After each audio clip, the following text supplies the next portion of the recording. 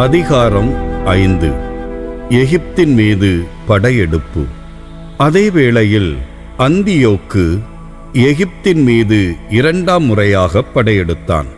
எருசலேம் நகரெங்கும் ஏறத்தாழ 40 நாள் நடுவானில் காட்சிகள் தோன்றின.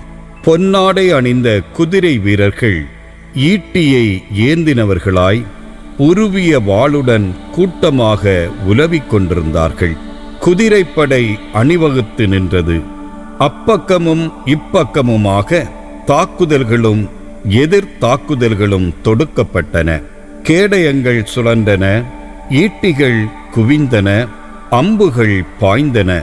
குதிரைகளுக்குரிய பொன் அணிகளும் எல்லா வகை படைக்கலங்களும் மின்னின. ஆகவே இக்காட்சி ஒரு நல்ல அறிகுறியாக இருக்க வேண்டும் என்று எல்லாரும் மன்றாடினர். யாசோன் எருசலேமை முற்றுகையிடுதல். அந்தியோக்கு இறந்து விட்டதாக ஒரு புரளி பரவியது. உடனே யாசோன் 1000க்கும் குறையாத ஆட்களை கூட்டிக் கொண்டு போய் திடீரென எருசலேமை தாக்கினான். நகர மதில் மேல் இருந்த படையினர் துரத்தி அடிக்கப்பட்டனர். இறுதியாக நகர் பிடிபடும் நிலையில் இருந்தபோது மெனலாவு கோட்டைக்குள் அடைக்கலம் புகுந்தான். ஆனால் யாசோன் தன் சொந்த நகரத்தாரையே இரக்கமின்றி கொன்று குவித்தான். தன் இனத்தார் மீதே கொள்ளும் வெற்றி மாபெரும் தோல்வி என்பதை அவன் உணரவில்லை. தன் சொந்த மக்கள் மீதன்று தன் எதிரிகள் மீதே வெற்றி கொள்வதாக எண்ணிக்கொண்டான். ஆயினும் ஆட்சி பொறுப்பு அவனுக்கு கிடைக்கவில்லை. இறுதியில் தன் சூழ்ச்சியின் பொருட்டு இழிவுற்றவனாய் அம்மோனியர் நாட்டில் மீண்டும் அடைக்கலம் புகுந்தான். இறுதியில் அவன் இரங்கத்தக்க முடிவை அடைந்தான். ஏனெனில் அராபியருடைய மன்னனான அரேத்தாவின் முன்பு குற்றம் சாட்டப்பட்டான். நகர் விட்டு நகர் ஓடினான். அனைவராலும் துரத்தி அடிக்கப்பட்டான்.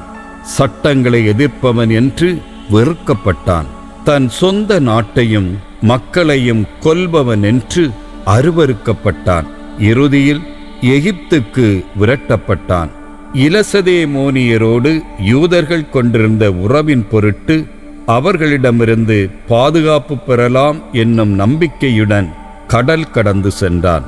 பலரையும் அவர்களது சொந்த நாட்டினின்று அகதிகளாக கடத்தியவனே இறுதியில் அகதியாக மாண்டான். அடக்கம் செய்யாமல் பலரையும் வெளியே வீசி எறிந்த அவனுக்காக துயரம் கொண்டாடுவார் யாருமில்லை. அவனுக்கு எவ்வகை அடக்கச் சடங்கும் நிகழவில்லை. அவனுடைய மூதாதையரின் கல்லறையில் இடமும் கிடைக்கவில்லை.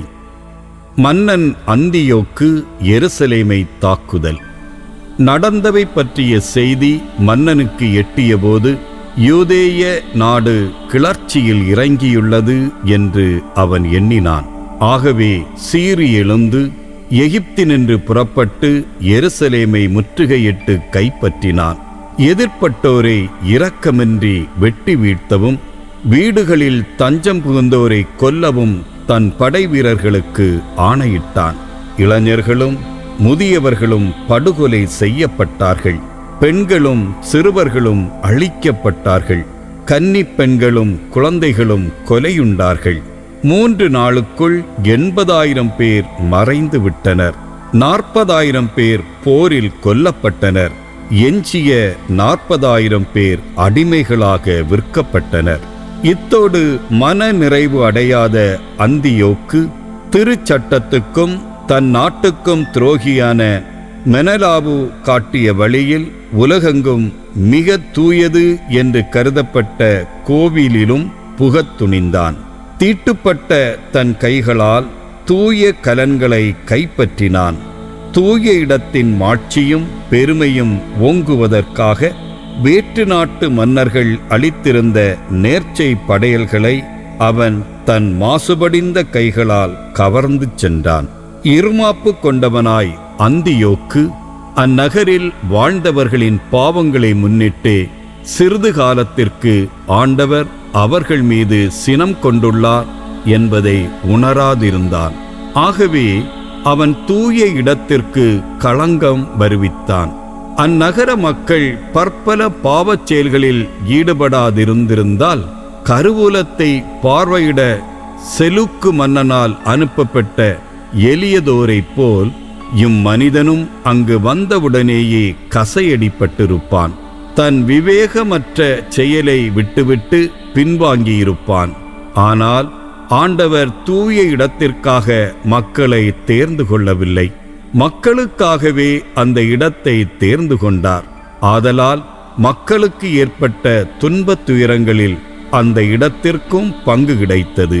பின்னர் அவர்கள் அடைந்த நன்மைகளிலும் அது பங்கு கொண்டது.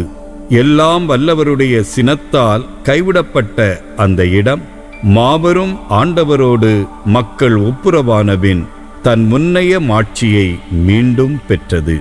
எனவே அந்தியோக்கு கோவிலிலிருந்து 72 டன் வெள்ளியை எடுத்துக்கொண்டு அந்தியோக்கியா நகருக்குச் சென்றான்.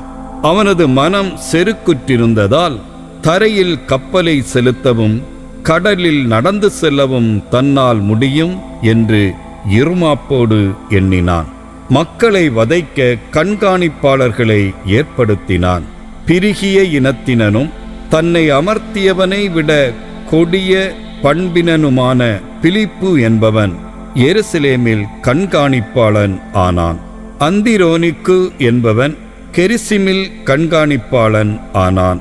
இவர்கள் நீங்களாக மற்றவர்களை விட கொடுமையாக தன் சொந்த மக்களையே அடக்கியாண்ட மெனலாபுவும் கண்காணிப்பாளன் ஆனான். யூதர்கள் மீது கொண்டிருந்த பகைமை காரணமாக மீசியர்களின் படைத்தலைவனாகிய அப்பல்லோனியு என்பவனை 22,000 படை வீரர்களோடு எருசலேம் நகருக்கு மன்னன் அந்தியோக்கு அனுப்பி வைத்தான். வயது வந்த ஆண்கள் அனைவரையும் கொல்லவும் பெண்களையும் இளைஞர்களையும் அடிமைகளாக விற்கவும் ஆணையிட்டான். அப்பல்லோனியு எருசலேம் வந்தபோது நட்பு நாடி வந்தவன் போல நடித்து தூய ஓய்வு நாள் வரை காத்திருந்தான். அப்போது யூதர்கள் வேலை செய்யாமல் இருந்ததைக் கண்டு படைக்கலங்கள் தாங்கி அணிவகுக்குமாறு தன் வீரர்களை பணித்தான். வேடிக்கை பார்க்க வெளியில் வந்த அத்தனை பேரையும் வாளுக்கு இரையாக்கினான். பின்பு படைக்கலங்கள் தாங்கிய வீரர்களோடு நகருக்குள் பாய்ந்து பெரும் திரளான மக்களை வெட்டி வீழ்த்தினான். ஆனால் மக்கபேயு என்று அழைக்கப்பெற்ற யூதா ஏறத்தாழ 9 பேருடன் பாலை நிலத்திற்கு ஓடிச் சென்றார். காட்டு விலங்குகளைப் போன்று அவரும் அவருடைய தோழர்களும் மலைகளில் வாழ்ந்தார்கள். தங்களையே தீட்டுப்படுத்திக் கொள்ளாதவாறு காட்டுக்கீரைகளை உண்டு காலம் கழித்தார்கள்.